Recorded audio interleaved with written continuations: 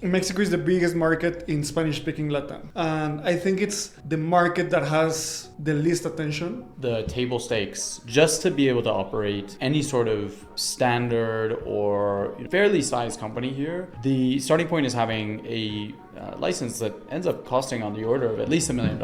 At least. It's ridiculous. The remittance corridor operated by Bitso is around 10%, so it was $6.5 million on 2024. Coinbase this week mentioned that it's going to be one of their priority markets. Argentina is one of the most advanced countries in adoption because basically everyone has a PhD on economics because of inflation and everything of that sort. Colombia was really great, man. Like, we were in Bogota, and Colombia has like Medellin, right, Cali, which are also fairly active communities. Great, so we're live. Welcome to Frontera, another episode where we unveil the reality of crypto in Latin America. Kush, we are in real life in Mexico City. How's everything, man? Good, man. I mean, it's crazy that we're here. It's always fun to do these online, but I think when you do them in person, there's just like, it's a much more fluid conversation. So I'm excited to be here with you and excited to like dive into everything that's going on in Latin America this week. Yeah, and if the pre-recording could talk, it would be a really interesting podcast by itself. So really nice being here. So first of all, tell me, why are you in Mexico City? Yeah, so we're doing a little tour right now of Latin America with Odisea and the Mantle team, where we're basically stopping by. Went to 4 different countries over the course of 8 days. It was insane. It's been a crazy long trip. This is the last leg of the tour, so I'm definitely feeling like the long haul flights, but it's super happy. Lots of insights that I'm super excited to be sharing as well with the Frontera community, and kind of diving into each of these different countries that we went to, and just highlighting what's happening across each one. So given we're in Mexico, it probably makes sense to start here. And I know this next version of the newsletter is going to have a whole bunch of highlights. Mexico basically is a key market, so I think it just makes a lot of sense for us to start there and kind of explore some of the other countries that we got to check out. So amazing. As the Mexican here, like, kick it off. Why did you choose to highlight Mexico in this round? Like, what are you seeing and what's sort of coming across? Yeah, the thing is that Mexico is the biggest market in Spanish-speaking Latin, and I think it's the market that has the least attention, I think, and obviously that's relevant because there's a big gap between the opportunity in Mexico and what's happening, like in projects and in reality, and trying to start new companies. And in the Frontera report, we did an analysis on Mexico, and also on today's newsletter that you should subscribe. If you haven't, you're gonna see all this analysis. It's really, really, really interesting to see why Mexico is lagging adoption of startups, not only of users, but also of builders and new projects. When you think of Brazil, there are a ton of projects. When you think of Argentina, there are also a bunch of projects. And I think that Mexico, we are still lagging behind. And one of the main things that has created this, I think it's regulation. When you see the Frontera analysis, we did like a traffic light analysis on different elements of regulation, on the regulatory framework, licenses, the travel rule, and stable coins. And Mexico is the only one with 4 red lights. And I think that that's been really relevant because Mexico had an initial fintech law that started in 2017, but basically that really frustrated the market because not any new companies can start in a regulated way. For example, trying to start a new company in Mexico, if you want to do it like in the right way, it costs a couple $1 million. So which startup's gonna do that, right? So I think that also Bitso today published a report that we're gonna analyze next week, that it's called How Blockchain and Stablecoins Can Reshape Cross-Border Payments in Latin America. And one of the key messages of that report is that companies in Latin America, crypto startups, operate in gray areas. And I think that this is a really big opportunity for Mexicans and for companies outside of Latin America wanting to invest in Mexico. Because in my opinion, like wrapping everything up, I think that crypto adoption in Mexico specifically is going to happen in the back end. And I think that, I don't know what's your take, but I think that a lot of crypto companies still haven't realized that because they want to push on chain signing, they want to push on chain products. But I think that real crypto adoption is going to happen with the big fintech companies in Mexico adopting crypto instead of new crypto companies bringing in a lot of people. Yeah, I mean, I think the fact that the table stakes just to be able to operate any sort of standard or fairly sized company here, the starting point is having a license that ends up costing on the order of at least $1 million. At least. It's ridiculous, right? And this is like the typical sort of like monopoly story that unfolds across Latin America. Is big player comes in, corners the market, recognizes that they probably don't have a competitive advantage over the long term. Yeah. And so what they end up doing is they end up going the regulatory route, and they end up setting and lobbying for regulations that ultimately are going to be detrimental towards new entrants coming into the ecosystem. I think that's a shame, because I think it doesn't really allow for free markets to fully flourish and to express themselves in the region. And it's the same story that's happened across like Latin America. And different industries in different countries. Yeah, it happens in brewing, it happens in, sugar, in commodity, oil, in bread, in literally just about every single like major commodity in Latin America. Ends up going through this like cycle, which is again, it's a shame. It just like, it also, what it does is it doesn't allow for like these industries to mature and develop and innovate, because it makes them stagnant and basically very comfortable because they don't have any competition. And it's like the same old story that we've seen. I guess to your point, I think there's two ways that this goes down, right? Is like, so number one is we have, and I think the second one is most interesting, but like number one is we have these more established players that can't afford banking licenses and so forth. Maybe they're international companies, or maybe they're companies that have raised international money that are operating here. They can now open up and sort of get over this loop and basically like tap into the markets through the regulated approach. I think the other second approach, which I think is super fascinating as well, is what does a fully on-chain experience look like that perhaps allows you to obfuscate without breaking any laws, those regulations, right? And so do you need to on and off ramp? Do you need banking licenses, right? Like that's the other way that I sort of see this going. I know, we have some friends who have tried tackling this problem. You guys are working on it as well. We have quite a few friends who are like kind of dealing with this, like, oh gosh, how do we like navigate these markets given the strict regulations? So I'm curious what you think on that second take, because I think that's like most interesting and most crypto native as well. Definitely. And I think that no market stays monopolized for hundreds of years, like right now, right? And I think that the way that we can tackle this is that, for example, in the Mexican regulation, everything is structured to have custody. That basically most regulations across the world have this specific thing that if you're a custodian, you should do this. But what happens when you're not a custodian? Right. It's like a completely different approach and a different framework. So I think that that's really interesting. The thing is that in order to go that route, I don't know, 6 months ago, it was impossible. Or 1 year ago, it was impossible because on-chain signing made it prohibitively expensive, right? Right now, I think that account abstraction is moving really fast. There are different products that could enable that. Still, I don't think that we're there yet. So I think that route is really interesting.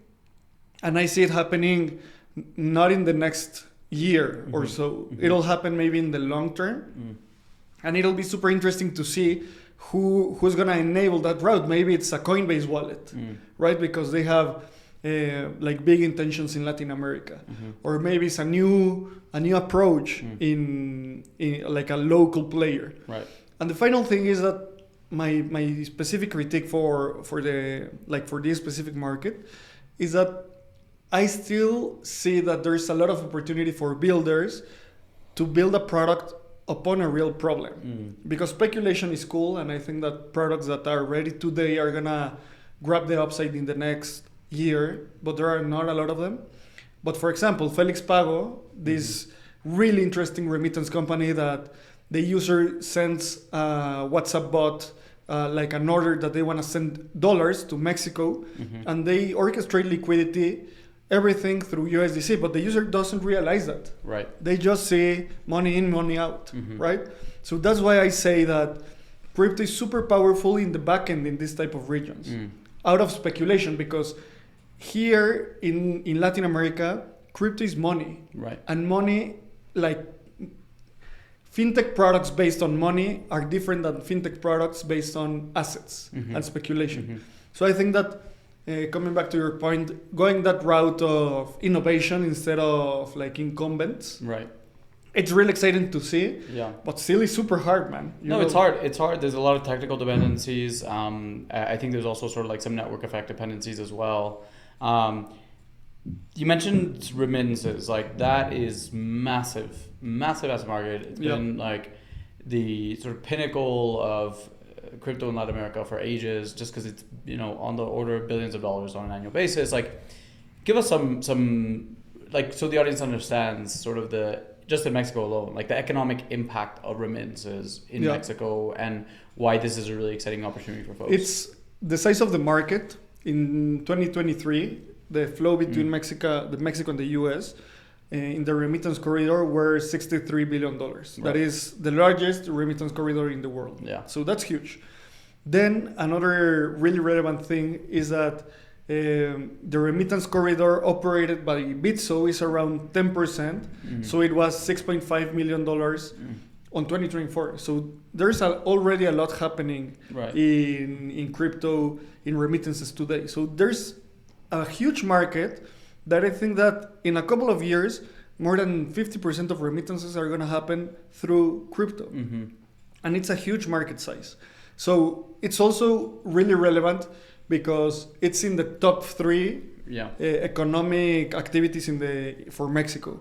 It's oil, tourism, remittances. That's the size of the impact of this, right? So it's huge, man. I mean, like, there's been so much talk right now around stablecoins, and it's like, my hot take is that in the next 5 years, over 50% of remittances will be done on stablecoins. I think that it's just it's a matter of time, also because it's one of those things where citing I think Patrick Collison that said that stablecoins are superconductors at room temperature. We really see that in Mexico, and I think that like a prediction that I have in the next maybe 10 years is in Europe they have IBAN. In Mexico we have then the clave number. In the US they have the SWIFT number or the wire transfer number. In a couple of years that's gonna be like your phone number and that's it. Or your ENS or your like whatever. Solana username, exactly. right? And everything's gonna be orchestrated. And I'm betting on cell phone because when you see the adoption of payment rails based on cell phone numbers, they go to the roof. There's people that they have their cell phone number engraved in their brain, right?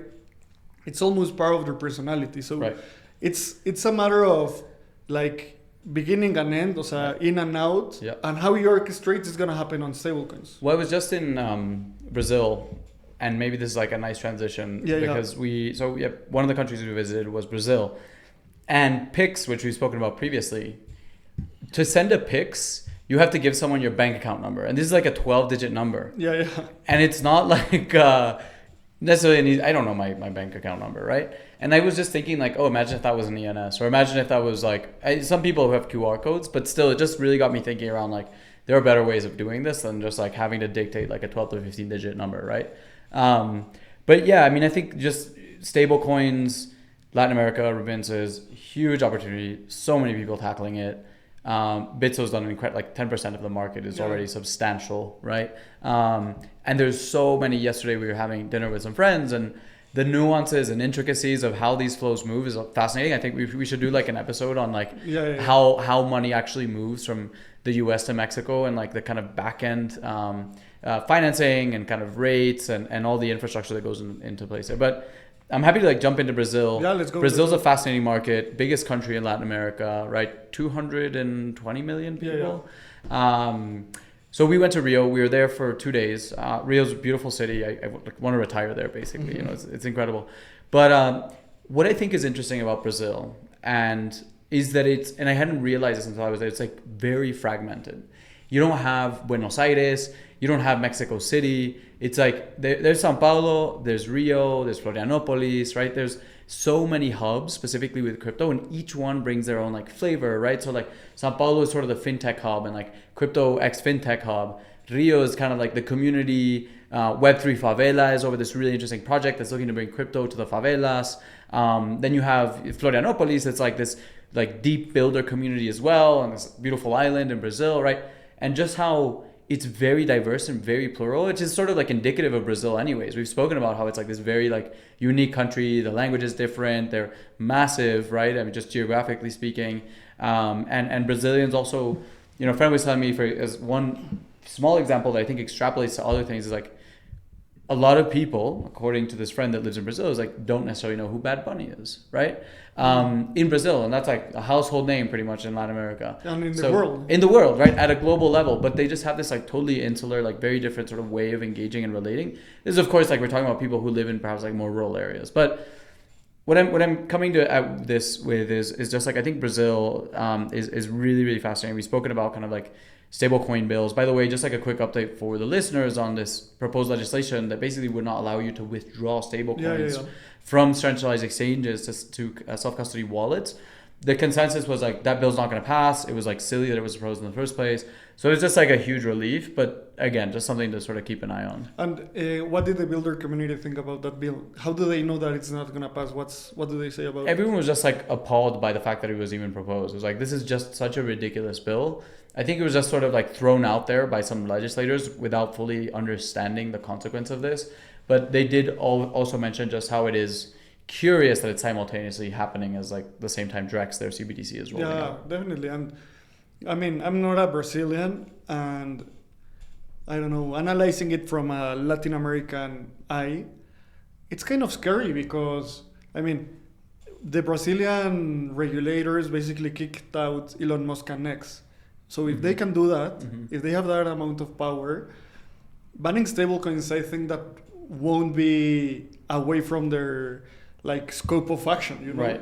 So if Brazilians like you gave us this insight about that's not gonna pass, it's really relevant. And also specifically on Brazilian news, Coinbase this week mentioned that it's gonna be one of their priority markets. So I think that that's really relevant because the Brazilian market is the largest market in Latin America. That's it. And the thing that you're saying is that they're their own continent with different cultures, with a different language, with different with a different like national culture. So the investment of Coinbase there, I think it's super relevant. Also, at an exchange level, there is a really fragmented market. They have more than 10 exchanges. Not like in Mexico we have one. You know, in the US they have around 4, maybe 5.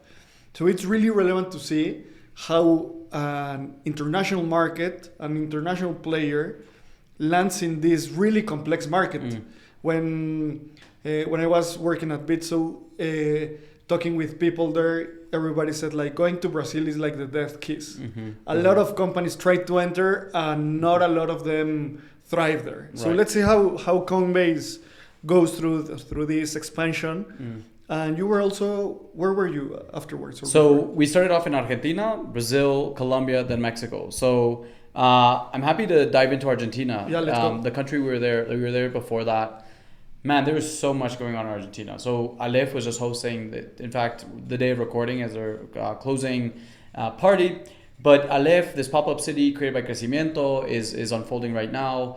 I really like the vibe. It was, they had their first one in August. They had this one now, the Aleph de Verano. By the way, Buenos Aires this time of year is beautiful. It's my second time there. I loved it. Everyone's super happy and out and just enjoying. It's a very kind of like it's a European vibe, which I think is really unique to Argentina. But yeah, it's amazing city, Buenos Aires. And so this Aleph was smaller, scaled back, very local, which I think is so important. It's so crucial to have locals taking ownership of projects like Aleph and Crecimiento. So it was like great. Vitalik stopped by as well. Some of the audience maybe saw that on Twitter. And I think, it's like just really awesome to see so much engagement unfolding in Crecimiento. There are rumors of DevConnect happening there. In October, November next year. So a little bit of alpha here for the listeners. Nothing's been confirmed, but those were the whisperings and the musings kind of going on there. But yeah, I mean, I think there's been a lot of happening in Argentina. Like, feel free to kind of run through some of what we're highlighting in this edition of Frontera as well. Yeah, lots of things happening in Argentina. What you just mentioned, Vitalik again in Argentina. I remember a couple of years ago that he was there, and Vitalik is one of these huge figures in our industry, and people were really excited that he was in Argentina because Argentina is one of the most advanced countries in adoption, because basically everyone has a PhD on economics because of inflation and everything of that sort. And also, it's gone. One thing that we mentioned in the newsletter is that it's been a record year for Bitcoin in Argentina. Specifically, Lemon, that's the largest crypto startup there. They did 3.2 million transactions in Bitcoin and created 510,000 new accounts. Thinking of the size of Argentina that are, I think, around 30 million people, that's huge. And I think that, tell us what's the vibe of Argentina in the street. I mean, there's you just mentioned, you told me yesterday in dinner that everywhere you go, there's a symbol of Ethereum, Bitcoin, Tron. How's that? Yeah, I mean, just like that's a super awesome thing about Argentina, right? Is like crypto is it's there. I had a really interesting experience. I was trying to go to the gym and they only accepted cash. They didn't accept card. Okay, fine. So I go to a cueva and they only accepted USDT, and I was like, okay, sure. Like any EVM, there's like no, only Tron. And I was like, I have no USDT on Tron whatsoever, right? Like, do you? No, absolutely. Yeah, exactly. So I was like, I basically was like, okay, I guess I'm just not going to go to the gym, But it was just such a funny experience seeing that. And so seeing like that sort of local adoption on, sort of every so often there's like a cueva where you can give someone some crypto and they'll give you cash.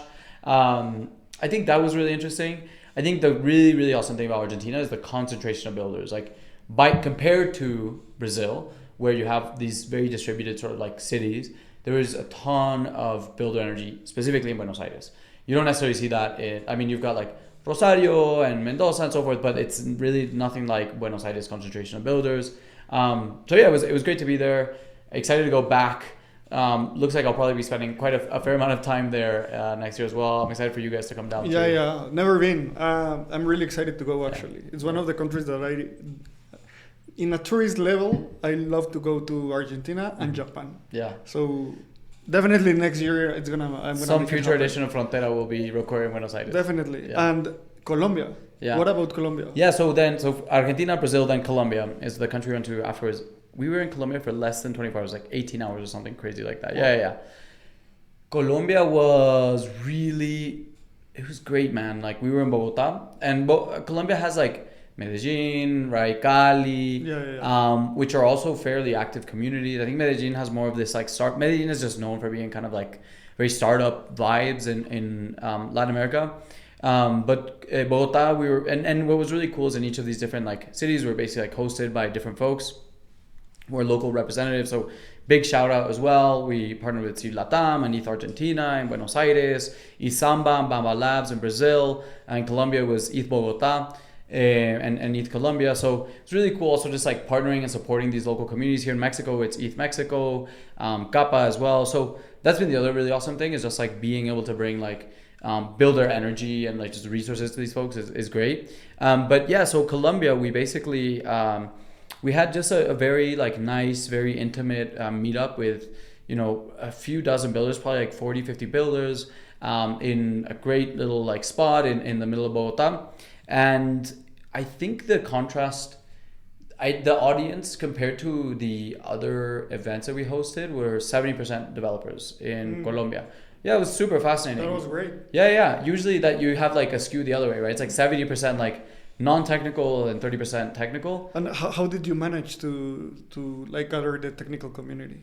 That's just where like partnering with these local folks is super valuable, right? And so we and just like through distribution, I just like posted as well. I was like, hey, like I'm in Bogota, who's around, invited, I've got like a bunch of different friends throughout the country too. I love Colombia. It's one of my favorite countries in Latin America.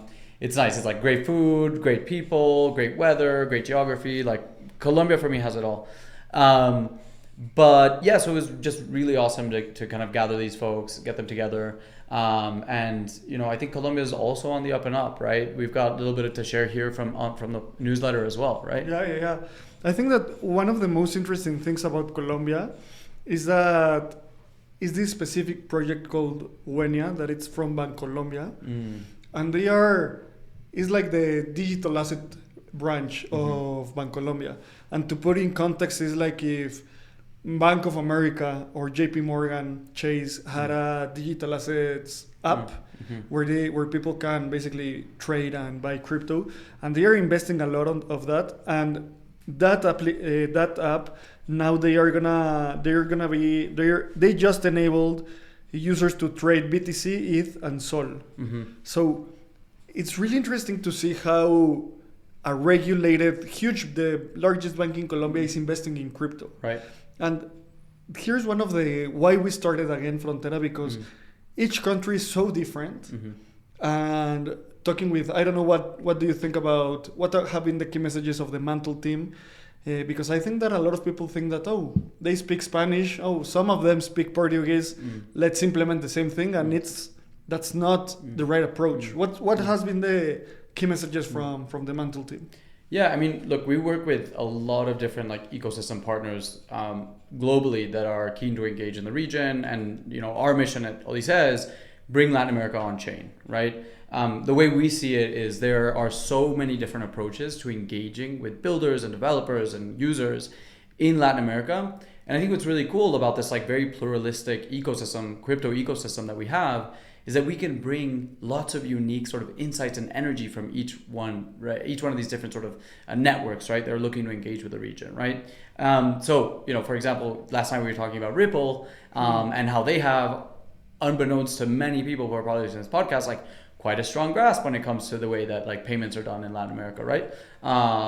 Mantle, I think what's really exciting about them is they're super, super excited about engaging with the region. They've been meeting with loads of folks throughout Latin America as well, really sort of trying to tap into builders in the region too, and bringing a lot of what I think is unique about Mantle is kind of their incentive structures that they offer, the whole way that kind of Mantle's been architected as well as super high performance blockchain as well. Yep. So they're also saying like, hey, we want to leverage these unique like technical sort of architectural decisions that we have, this technical advantage that we have, this more incentives-based mechanisms that we're able to bring to the table, and we want to be able to support builders in the region, right? And I think it's like the more energy and the more attention we can bring to folks here, because the opportunity is massive. It's so big, and there's room for so many different players, both international and local as well. Like that's something I've been really reflecting on a lot, at least recently, is like we need to make sure that like more local builders are actually being able to scale and grow and go to market as well, because that's where the true like value and energy capture happens, and like kind of this regenerative economics occurs when we're able to nurture local ecosystems and then have them reinvest those assets back into Latin America. So overall, it's been an awesome trip, and just really excited. Obviously exhausting. Like I've never traveled this intensely in my life. I've traveled quite a lot, but never this much. And yeah, it's been really amazing. But definitely looking forward to the holidays and chilling and spending some time there. But yeah, what's your read on these different markets, and at a higher level, if you're thinking about, let's say you're in the shoes of like one of these big global like protocols, how would you think about designing, developing an engagement strategy? Curious to get your takes on that. I think that let's do this exercise in just a few words. Like country, a couple of words describing them in my perspective. Mexico, I would say like crypto in the back end, and if you want to go in the front end, it's going to be super expensive as a company for you. Though the market is really interesting for money flow and remittances, not necessarily speculation. For Brazil, I think that it's now like a joke of Frontera that they are the degens of Latin America. So Brazil, they love degening, and degen products might be really successful in Brazil. Argentina is where the need is you can touch the need for crypto. So I think that a really competitive market with a lot of great developers. So I think that it's a great way to hire like top technical talent, that it's not that expensive than other parts. And regarding adoption, I think that the country that I'm most bullish right now in Latin America, I think it's Argentina, with everything that's happening with Milei, the advance of crypto adoption. Also this week, Milei said that they're in the next years, they're gonna increase competition of currencies. So that's really interesting to see the peso, the Argentinian peso, the US dollar, and Bitcoin competing. What's gonna happen when there is no regulatory guardrails to prohibit that competition? So Argentina is a booming country, I think. And Colombia, I think that I still need to forge my understanding of Colombia, because for what I've seen, is also really like they really like investment. They don't have that much a need regarding remittances, but it's one of the countries where inflation has been highest.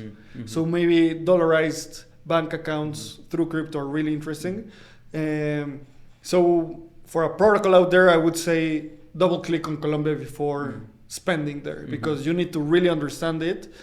And that doesn't mean to have 6 months of research. You can listen to Frontera, talk to us, and we'll help you definitely. So I think that's my read. What's yours? I was just like, I agree, and I think that's like why we're also doing a lot of this, is like very aligned on the takes and the insights. A few things I would add. I think that Argentina used to be cheap when it came to onboarding folks, but it's gotten incredibly expensive over the course of the last 12 months. So inflation has gone down, but the cost of living has gone up, right? So this is sort of a really interesting dynamic. So it's no longer as affordable for people as it used to be. But and just let me get there, because inflation has gone down because price gouging stopped. Then they had huge inflation, and now it's the market regulated itself, right? So that's why it's a lot more expensive with low inflation, because market prices are real now. Right, exactly. So that's one thing to be kind of aware of. I think builder concentration is huge in Argentina. Like great universities there as well. I think Brazil, you have to develop your own startup. Like I would absolutely never recommend doing like wide LATAM like engagement. You have to be very surgical with how I think there's sort of at a very top of the funnel level and just like general like user engagement level and builder engagement, there's like principles one can follow and different like insights one can glean. I will add that like depending on like who you're optimizing your strategies for, like you have to be very surgical about like who you want to work with, and how and in what country. Brazil is basically just like in a class all of its own. I think Mexico remains is super bullish, like insanely bullish. And just like as a quick recap, and then lastly, Colombia. There's some great founders coming out of Colombia. Honestly, like not so many, but that's where we've seen really, really good startups come out of. So that I'm super bullish on Colombian founders, to be honest. They have the dog in them for some reason, right? Like they're out there, they're hustling, like and I would say that was one of my key takeaways, to be honest. Great. Yeah. Well, I think that we'll need to deep dive more in the upcoming episodes. For sure. And so where you're gonna be next week? We still need to decide what we're gonna do next week, because it's holidays. We'll figure it out. We'll figure out what we do. I'm gonna go back home. So just resting ish with family. You know, end of the year. It's like super intense. Everyone's trying to close things, open things. So it's been super full on, and basically just leaving these there, man. But no, this has been like awesome podcast. Really happy we got to do it in person. I'm sure we'll do more of these coming up as well over the course of the next year. And as always, really appreciate all of you for listening in, and we always welcome any questions, comments, feedback as well. Amazing. Great. Perfect. So as you know, follow us on Twitter. Also subscribe to the newsletter. It's going to be in the show notes. And then again, thank you for listening, and we'll see what we publish next week. So take care. Ciao.